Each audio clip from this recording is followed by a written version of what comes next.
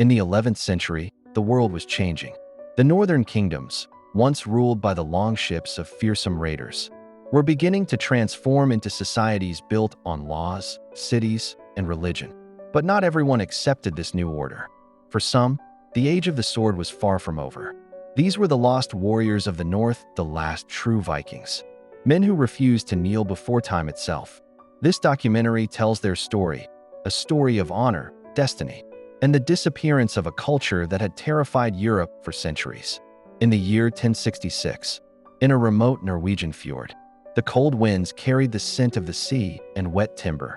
On the cliffs overlooking the water, a man stood watching the horizon. This was King Harald Hardrada, the last great Viking warrior. His once golden hair was touched with gray, and the scars on his face told the tale of a lifetime spent in battle. Harald was not just a king, he was a legend. He had fought as a mercenary in the lands of the Rus, survived the deadly intrigues of Constantinople, and earned a fortune while serving in the Varangian Guard. But, for all his victories, one dream remained unfulfilled: to conquer England. England, at the time, was a wealthy kingdom divided by uncertainty. King Edward the Confessor had died without an heir, leaving the throne contested by three powerful leaders: Harald Godwin's son, William the Conqueror, and Harald Hardrada. The Viking king believed he had a rightful claim to the crown, and he saw 1066 as his final chance to carve his name into history. In the summer of that year, the Norwegian fjords filled with longships, their carved dragon-head prows cut through the water as warriors loaded supplies, shields, and weapons. More than 300 ships set sail, carrying soldiers, horses, and the dream of one last great Viking conquest.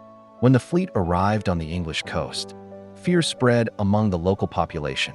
Chronicles described the sky darkening, with sails and the thunderous echo of Viking war horns rolling across the hills.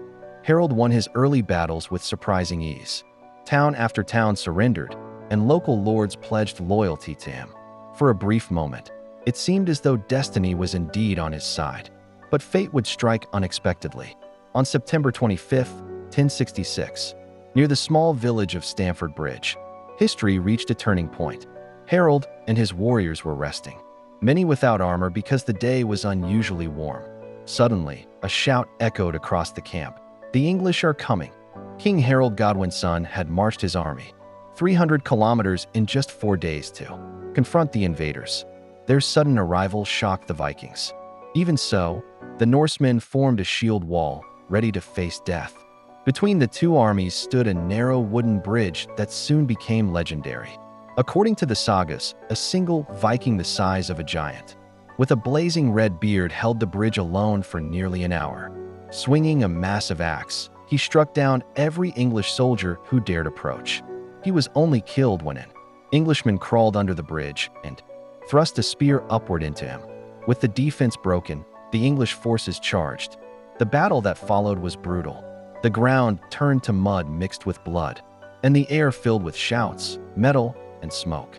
In the chaos, Harald Hardrada stood tall in the center of the fight, wielding his enormous sword, Landwaster. He fought like a man seeking immortality. Then, in an instant, his fate was sealed. An English arrow flew through the air and struck him in the throat. The last great Viking king collapsed without a word.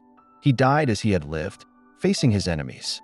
By sunset, the battlefield was covered with bodies. Out of the 300 ships that had carried the Viking army to England, only 24 ships sailed back home. So few survived that the sea seemed empty. Harald Hardrada's death marked the end of the Viking Age.